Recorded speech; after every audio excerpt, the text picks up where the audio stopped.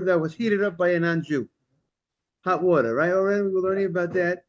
And and we said that the reason why the rabbi allowed a non-Jew to cook the water from him is because um, since you can eat it raw, it's not subject to the laws of Bishul Akum, of something being cooked by the non-Jew. So in the art scroll, it's 51A, 51A2. So just going to read the Gemara inside. Amalei Rav Nachman L'Dor Avdei. Could you remind me your name again? Sherwin? Sherwin. Yes. Amalei Rav Nachman L'Dor Avdei. There was a famous cantor, Sherwin Gaffin. I don't know if you heard the name. No, okay, now you heard it. Amalei Rav Nachman L'Dor Avdei. Rav Nachman says to Doro, his servant, Atman Litzonei. He told him, insulate some cold food for me. On Shabbat, wrap some cold food on all sides. And even though on Shabbat you can't insulate hot food, but we allow to insulate cold food. He told him that. And he also told him, and me bring me mayim the achim kefel arama. Sure, when you have the Gemara? And he says, bring me water that was heated up by a non-Jewish person. Shomer of Ami. If Ami heard what the rabbi said, he heard what Rav Nachman said, and he bid. And if Ami said no, morning Adam, he said no, that's not correct what the rabbi is doing. Rav Yosef. So Rav Yosef says, my time bid. Why is the rabbi upset? Why is one rabbi upset with what the other rabbi is doing? Kerabutei of it. He's following what his rabbis held, because Nachman he had different rabbis, and he followed Chada in one matter Kerav, in one matter he followed Rav, Chada in one matter Kishmuel. Because Shmuel and Rav were both the rabbis of Rav Nachman, right, Oren? And Kishmuel, Dam Rav Shmuel, who does the name Shmuel? Mutal Hatmin et Atonei. You're allowed to go ahead and on Shabbat, we're on 51A2. You're allowed to go ahead and wrap cold food on Shabbat on all sides. And regarding the issue of cooking by a guy, so you can ask me, you're going to say, wait, the water was cooked by the guy, subject to that should be a problem. So he says, no, it's not a problem. Rav Shmuel, but Rav Yitzchak Rav, Kol shu nechel kol moshu chai. Anything, there's a big rule in Bishul Akum, anything that can be eaten raw, like an apple. You can eat an apple raw. You can eat an apple raw. So now if a guy would cook the apple for you, it would not be subject to Bishul Akum, as long as the pot wasn't used by, the pot was, whatever it was, used for 24 hours and not kosher food, or whatever it might be. But the issue of Bishul Akum is not here. And we explained yesterday the reason is because you don't feel that feeling of affinity, if that's the right word, appreciation, of closeness to the guy when he only took something that was already edible and he just brought it to another level. When you take something which on zero level, not edible, not raw, can't be eaten raw, and the guy goes ahead, Sherman, am I being clear? And when the guy goes ahead and takes something which is a raw piece of meat, or piece of chicken, all right, and he goes and he takes that and he brings it to eggs. Because eggs, we said, is not considered something that's eaten raw. So therefore, if they were going in to do that, that would be subject to Bishul Akum. But water is drinking, you don't need to cook water to drink water. Even though, what do you mean, Rabbi? Now I got a good coffee, but that's not the problem. They do discuss how if the guy makes a coffee for you. If you buy coffee at a place that's made by the guy, but what about the beans that the guy cooked, right? That's discussed, right? Right, Oren? Did you hear the question? Right? What you tell me that the water could be eaten raw, but the beans are not able to be eaten raw. I think one of the answers that I saw is that we consider, since the beans dissolve into the water, so maybe it's really, we look at it more like water. That's what I think we don't look at it like, the bean. That's, I think, one approach I think I once saw. Are you allowed to drink coffee I think it might depend on the way they wash their utensils. It might depend on certain things. It's because a lot of the Starbucks sell not kosher food also, so it has to be looked into exactly regarding can you or you can't. That's not an issue of bishul akum, right? The issue is over there of kashrut of from because of the other things that how they what they do in cleaning all the utensils, but the coffee itself regarding the issue of bishul akum, we say would not be a problem. But the only question, you hear what I'm saying? It's a kashrut question from other types of things that they have. Also, you have to know something. Yeah, obviously, there might be different flavors that might not have.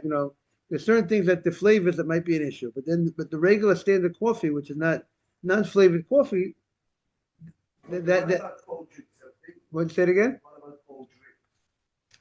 So a lot of the cold, if you go to places that real places that if they say it's Coca-Cola, right? And if they're gonna if they're gonna go ahead and serve you fake a cold drink, good morning, as long as they didn't switch it, as long as they didn't they advertise they're selling Coca-Cola, but if they're putting in some other thing. But generally, if it's a reputable place is not going to switch. If they're advertising at Coca-Cola, or Seven Up, or Sprite, they're not switching it for some other. Generally, those cold drinks is much more less of an issue than, like you said, than the coffee issue. Morning, Dr. Rosen. So the Gemara says, so why was the rabbi upset? So what the other rabbi did? So the Gemara says, who savar Rav Ami held Adam Chashuv Shiny. When you're an Adam Chashuv, when you are a person who is a very respectable person, you're the big rabbi, you're a rabbi of. So people, you have to be more strict because the people, well, a lot of times we'll see if you're lenient on that, they'll take it to the next level where they can't be lenient. If the rabbi drinks coffee that was cooked by water that was cooked, didn't say he drank coffee, drank water that was cooked by the Gentile, so then the people might come to say, if he could do the water, I could do the chicken, right? So therefore, it should be more strict. There are those that say that people will, that's how Rashi is learning the issue. Rashi says, you see, the rabbi is lenient. You're going to be even more lenient. The onlooker will draw conclusions to become even more lenient. Others say that people will say about the rabbi that the rabbi is not careful about keeping the laws, and that becomes a chilul Hashem. Meaning, when a rabbi is not careful in keeping Torah and mitzvot, now, by the way, every Jew has a certain standard. Every Orthodox Jew, everyone who keeps Torah and mitzvot, when we do something wrong, and if we do something that's wrong, we do a sin, we act inappropriately, that's a chilul Hashem in a certain sense, because you wear the clothing of honor, so to speak, or the badge of honor, whatever the expression is. You're a religious Jew. So how do you talk to your wife that way? How do you act that way? How do you talk to your employees that way, or whoever? Right. So that is chilul Hashem. And then others say that an Adam Hashuv, it's not because of chilul Hashem. It's not because people are going to be more lenient than you. Rather, when you are a person on a certain level, so you should sanctify yourself, even the things that are permitted to you, right? Meaning, the standard for the rabbi is expected a higher standard. Not that even if nobody will learn wrong things from that act.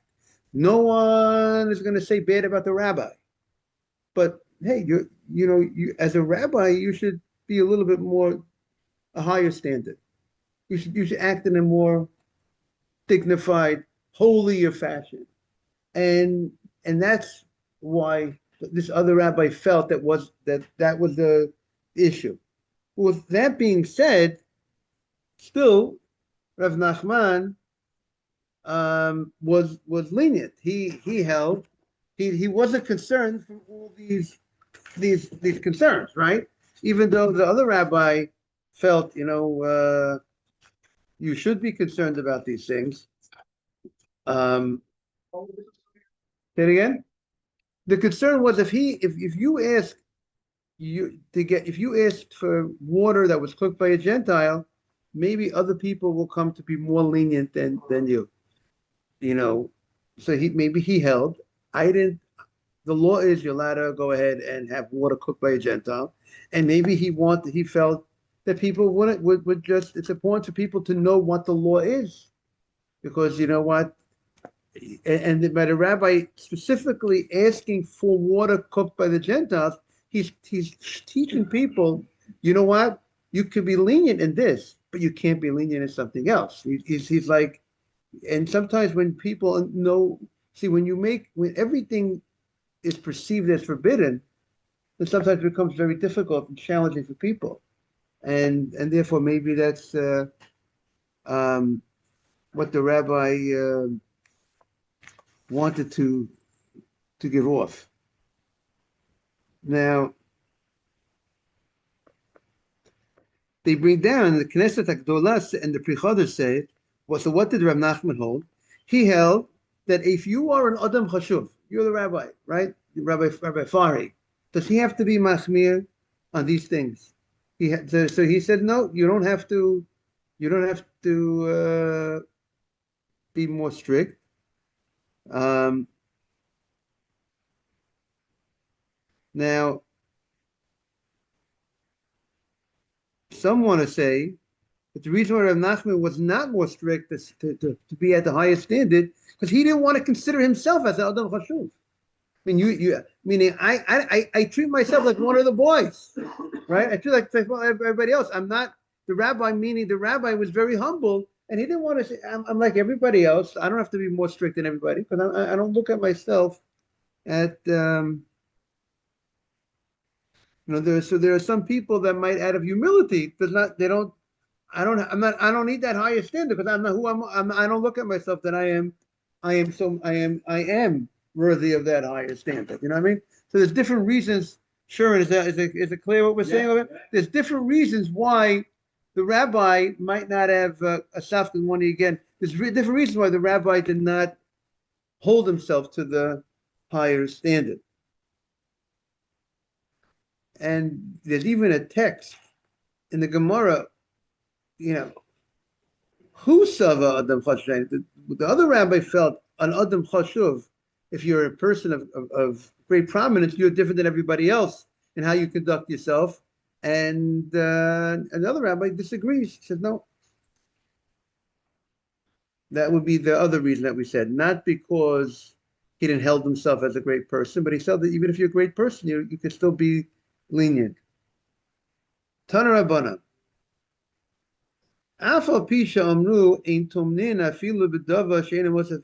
We're getting back to Hatmana. We're ending the parak soon, and even though we said that on Shabbat, just to remind everybody, you can't take a pot food off the fire and wrap it on all sides, even something that does not add heat.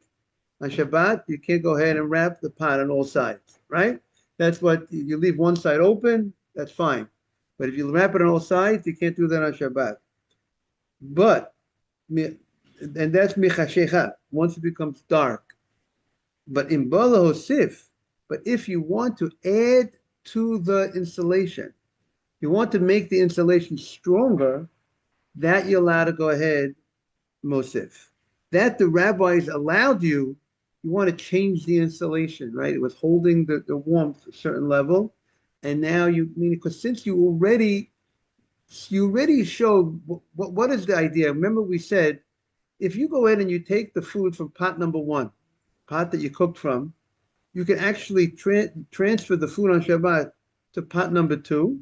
right? Take a regular pot, or you take a bowl on Shabbat. Take food from the. Let's say you want to keep cholent hot. So you took cholent off the. You took some cholent off the out of the pot. Let's say, right, however you did it in the proper way, and you put it in a bowl. The bowl that you put it into, you could wrap it on all sides. It's not the original pot. It's the original pot, right, Oren, that the rabbis were afraid of. Because once you put it into a next bowl, you already showed that you're already cooling it off, right? Because cliche or whatever the idea is, but the fact, or even without the cliche idea, the idea is because you put it's that idea, but the idea is you're putting it into another bowl. You know that by putting it into a different container is going to take away some of the heat. So therefore, we're not afraid you're going to come to stir the pot. If you find it not as hot, you're going to come to to rake the coals or something. When it's the original pot and the original pot that was on the fire, and then you go ahead and you want to insulate that original pot. So afraid if you don't find it so hot, you might come to rake the coals, stoke the coals. But when you and therefore, but if you don't insulate it on all sides, so therefore you're not coming to do an act of really keeping it very hot. I'm not afraid you're going to come to stoke the coals. So if you go ahead and you put it into a different pot, a different bowl, so then you can insulate that bowl. Similarly, we're saying that it's because it's not the original pot. It's the contents of what you put it into a different utensil, so that that means you're showing you're ready looking to cool it off by putting it to another utensil. But if you go ahead and you even if you want to just wrap it in a better insulator and a stronger thing that will contain the heat better, but the fact that you already insulated before Shabbat, so you already were satisfied with that level of you were satisfied with using insulation, not keeping it on a fire, and so that then and that type of and so therefore once you already started the process before Shabbat, then the rabbis were not concerned that now on Shabbat when you re-insulate it in a better way, you're going to come to stoke the coals. That's what the Gemara said. In Bol Hosif, if you're going to come add another cover on top of the previous cover that you already covered the food before Shabbat, Mosif, there's no problem. Ketzad, how do we explain this? And it's talking about Tosfos said the Shulchan Aruch says Ayin Shulchan Aruch that we're talking about a pot that was fully cooked. So when you're wrapping it now, you're not adding anything. You're not increasing the cooking. You're not making it cook more. So Ketzad said Rabbi Shimon Gamliel Omer, Notel et asadinim. Let's say you could take the sheets. Let's say you had linen sheets that you go ahead and you had insulated the pot before Shabbat. You wanted to keep you don't want the kitchen hot. It's the summer. Summer's coming. You want to keep the kitchen not so hot. You closed the fire, took off the pot off the fire, or maybe the fire's still on, maybe, but you didn't take out the coals. Let's say, but you took the pot off the fire before Shabbat, and you went ahead and you put it in the linen. And what you could do now, you could go ahead and instead of having linen keeping the heat, you could go wrap it in certain things of wool, certain types of garments of wool that keeps the heat better than linen. We all know a wool suit, right? We like to wear a wool suit in the wintertime, right? It keeps the heat very good. It keeps you warm. So therefore, that's no problem. You switched from linen insulator to a wool insulator. Oh, if you want the pot to become, you're afraid, let's say in the summertime, maybe it's very hot and you don't want it to be, sometimes if it remains too hot, it might get spoiled from the heat. So you go ahead and you could go ahead and note you could take the the wool off, the wool garment that you had wrapped the pot before Shabbat in, and then on Shabbat you could switch it, maniach es hasadinin, and you could place the linen, which will be not as warm. Say it again. That they allow. Could you? Yes, that's also like the chidush. That's the big chidush on it. You could take the linen off, which was not as did not contain the heat as good, and still sit. You could go in and on Shabbat and switch to the insulate. Say it again. Right. So we're talking about. So you say so they bring down here in the commentary specifically the pot is fully cooked. Meaning we're talking about food that was fully cooked. So that it's not going to cook it by this insulating this process. It's not cooking more. What? They see they did.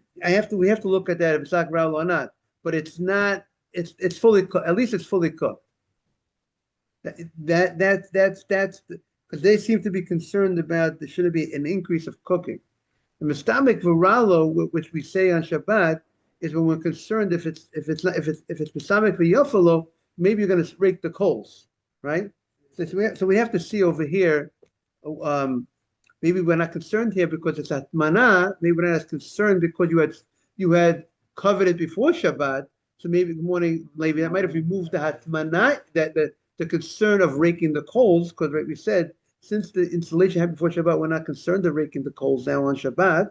But the issue here that they're addressing is the issue of maybe if it wasn't fully cooked, then maybe there'll be that issue, and maybe your issue might also be of raking the of mistameh.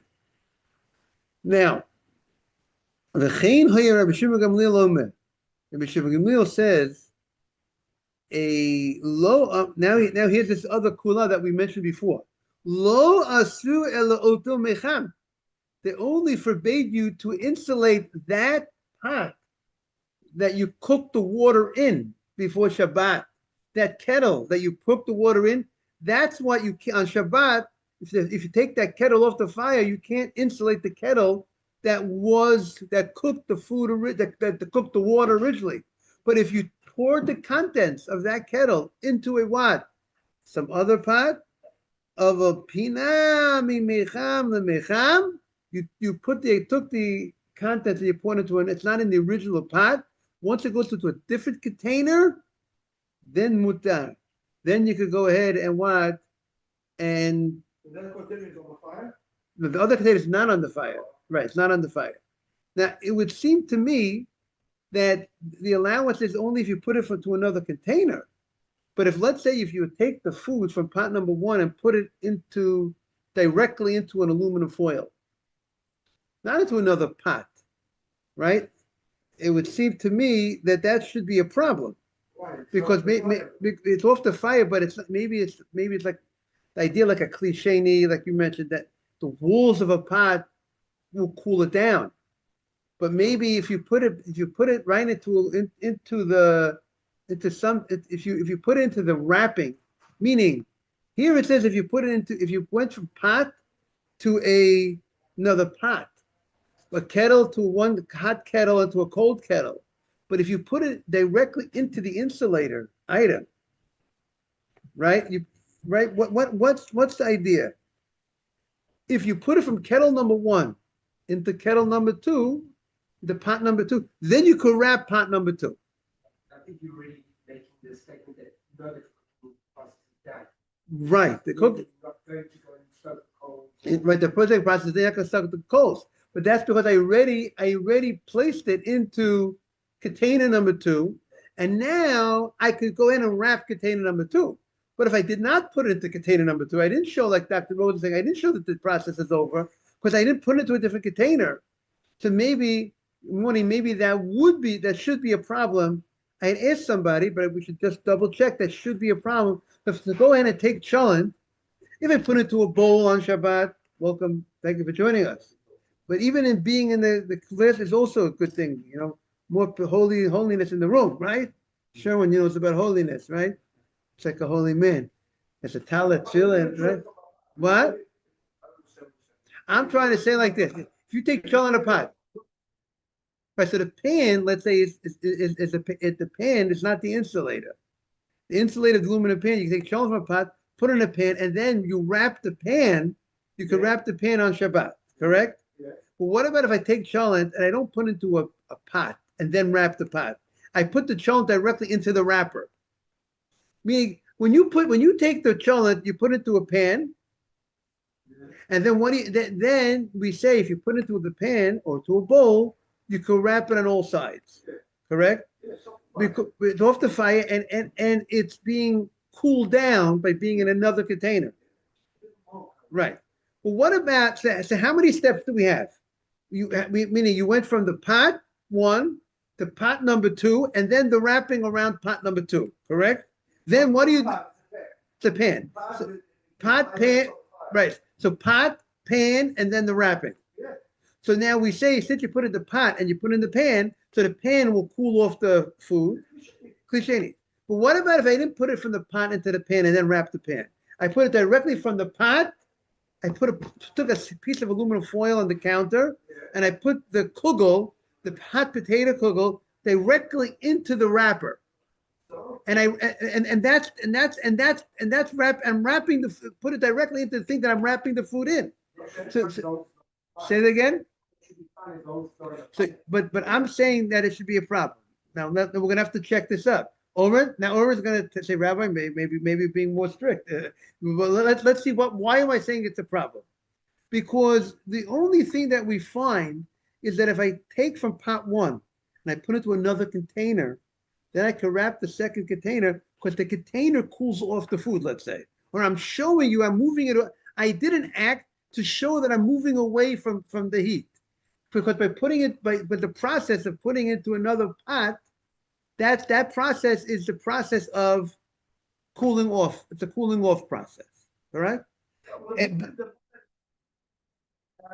you use, take the children out of the original part, the fire, up in the air, right there, you go to the cooling process. Yes, yeah, but I don't know if that would be enough because first of all let's forget You're not putting on something that again gets source of heat, right? You can right but it's thick oil or a little bit of fat, which by the way is same material, but you know it's still not on fire. So how that becomes a violation? right because the issue is when something is being actually I'm actually doing an act that's really cooling it off at that level by using another pan. So then we're not afraid you're going to come stoke the fire. But when I go ahead and I'm not using another pan, I'm not using a pan. I'm not putting the food from pot one into another pan. What am I doing with the food? I am going directly into the insulator. I'm insulating the food. I'm taking the kugel, putting it into a aluminum foil, not into a pan that's going to cool it off. You understand? The pan cools off, the pot cools off the kugel, right? But the aluminum foil is what I'm using to wrap the food. Yes, but that does not like increase the heat from what used to be. I understand, but the concern is if I go directly to wrap, maybe the concern the same way I'll have the concern of coming to stoke the coals by the when I wrap the original pot is the issue. Let's say if I go wrapping the food directly without being cooled off because I didn't do anything to really cool it off because I didn't put it into a pan. I put it directly into the insulator. Let's look at the language of the Gemara and let's see if we could. There's one thing where one of the Tanas says that you can't even eat cold. Say it again. One of the Tanas. Right. Well, yeah. Right. But we said you could insulate cold food. Right. So the Gemara says, and the Gemara explains. Lo otru. What'd you say? Good morning, Boker Tov. We are on 51A2 on the bottom. No, now we're up to 51A3. I'm sorry. 51A3 on the first column. Right? We'll start again the text. Welcome. Good morning. Thank you for joining. V'chein hoyer Rabbi Shimon Gamliel Omer. Right? Top of the page 51A3. Rabbi Shimon Gamliel said, Lo asru, the rabbis only forbade Ela oto mecham. The pot we're discussing the the issue of insulating food on Shabbat. The rabbis forbade us to take a pot of food, take a pot and insulate the pot on Shabbat. Right on Shabbat, if I can't take the pot off a fire and I want to keep it warm, let's say tonight. If it's before, tonight I could take the food off the fire before it gets dark. I can take the pot off the fire and wrap it on all sides with something that does not add heat. I want to wrap my soup this tonight. Let's say candle lighting is 8:07, whatever it is. It might be even late. Is it 8:00? What time is candle lighting? Whatever, something like that. I could go ahead and take the food off the fire and wrap it in a pot in a towel before Shabbat. But at night, once it becomes dark tonight, I can't take the pot off the fire and wrap it in a towel. But what I can do is I could take it tonight at 10 p.m. tonight, pot off the fire, and then take the contents of the pot and put it into another pot and wrap that second pot. Only the original pot that the food was cooked in am I not allowed to wrap on the Shabbat. However, if I went ahead and if I took the contents from one pot and I put it into another pot, mutar, then I could wrap the second pot. And again, and we're talking about, like Oren said, the second pot is not hot. It's not adding heat. The second pot is cold. And the Gemara says, because hashte kurure mikale, since you are taking it from pot number one to place it into pot number two. So therefore, you're cooling it off. That's an action of cooling off. Are we afraid you're going to come to stoke it and heat it up, make it more hot? And still, we're not afraid. But I'm saying, Oren, that's only because you went from pot one to pot two. But if you didn't go from pot one to pot two, you just went from pot one to directly to insulate it by throwing the contents into a insulator, into the aluminum foil, which is the insulator. It's not a pot that you're going to go ahead and insulate with something else. That's what I'm saying would be a concern. So therefore, if you're coming to cool it off by putting it to second pot, which is going to cool it off, a cliche, the walls of the pot. So therefore, we're afraid you're going to stoke the fires. Therefore, we're not afraid, and therefore, there's that allowance. And now the Gemara says, Taman v'kisa v'dava hanito b'Shabbat. Now, what happened if I went ahead? Now we're talking about the different ways of the insulator. But before that, let me see if we have a commentary over here.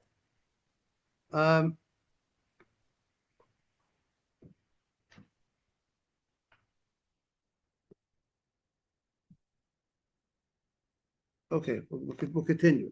Now the Gemara says, Im taman v'kisa v'dava hanito b'Shabbat. I went ahead and I wrapped the pot with something, it's before Shabbat. It's Friday tonight before sunset. Now, by the way, if you accept Shabbat at 7:00 tonight, then you can't do this. Then you have to treat it like Shabbat, even though it's before sunset. That doesn't allow you to do work on Shabbat. Anything that you can't do on Shabbat, you can't do before sunset if you already accepted the Shabbat before sunset. You know what I'm saying? You made early Shabbat. I can't say I made early Shabbat. Oh, it's still daylight. It's still daylight. I could turn on a light. I can't do that. What? Say it again. You guess if someone else did not accept Shabbat, they could do something for you. But once you accept Shabbat, even though it's still before sunset, you have to treat it like the Lord of Shabbat. Yes. Yeah, you can ask your wife or someone else who did not accept the Shabbat. They could do for you. Correct.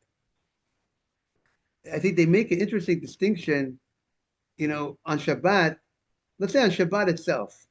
Let's say there's a certain halacha that you feel is allowed. I'll give you an example. Opening up soda bottles on Shabbat, right? So many people in the Sephardic community open soda bottles on Shabbat, right? Some people say, Rabbi, I never heard there was an issue opening soda bottles, right? But let's say Rav Moshe Feinstein has issue of opening up because he's concerned, let's say, making the cap into utensil, like making it, right? So the Sephardim open bottles on Shabbat, the Hasidim open bottles on Shabbat. But let's say Rav Moshe Feinstein and his community and many people that follow those opinions will not open bottles on Shabbat. You can't, if you hold you're not allowed to do it, you can't go ahead and tell my Sephardi brother, hey brother, open the bottle for me. If my Sephardi brother goes ahead and opens it for himself, I could use it. But if I go to tell him, oh, do something that I hold is forbidden, let's say, because I'm following, is that clear? What's your name again? Remind me? Uh, Vel. I can't go ahead and tell my Sephardi brother to do that for me. But when it's not Shabbat for my Sephardi, for your wife yet, or someone else, that's not a problem. He's not doing, that's not a problem. Even though for me, I can't go ahead and do it because, but here, there's no issue being done. It's not Shabbat for the other person. You understand that distinction? An important distinction. Yes, you can answer directly. It's not a concern. Shabbat, you too. You have a great Shabbat. Oren, thank you for joining and adding so much. We're looking forward. Even though Friday is July 4th, we're going to still have class Friday. But we're going to have now Thursday class is regular time.